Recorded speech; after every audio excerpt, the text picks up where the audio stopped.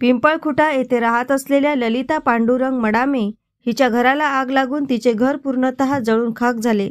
आग एवढी भीषण होती की घरातील भांडी, कपडे व तिच्याकडे असलेले काही पैसे सुद्धा जळून राख झाले.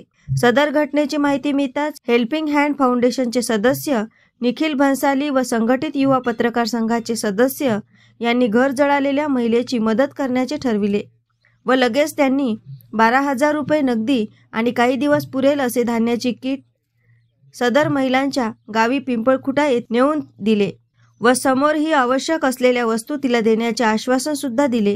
त्याचप्रमाणे तेथे आमदार प्रतापदादा अडसड हे सुद्धा आले व त्यांनी घटनास्थळाची पाहणी केली. संबंधित अधिकाऱ्यांना तात्काळ पंचनामे करून मदत मिळण्याबाबतचे आदेश सुद्धा दिले. यावेळी हेल्पिंग फाउंडेशनचे सदस्य निखिलजी भन्साले, संघटित युवा पत्रकार संघाचे अध्यक्ष संजय सायरे, उपाध्यक्ष संतोष वाघमारे, सदस्य नितेश गोरिया, पवन बहाड, अनिल शर्मा, सूरज वानखडे, शशांक चौधरी, सचिन मुन व इतर सदस्य उपस्थित होते.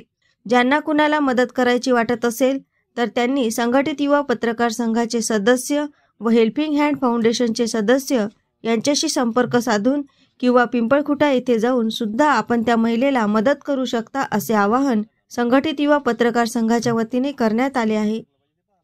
एएस न्यूज महाराष्ट्रकरिता धामणगाव रेल्वे येथून प्रतिनिधी संतोष वाघमारे.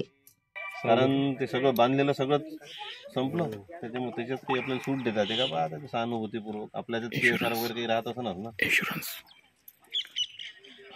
बोलून ते पाहून घ्या आणि आपले वरिष्ठ जे आहेत त्याच्यासोबत त्याला सांगा.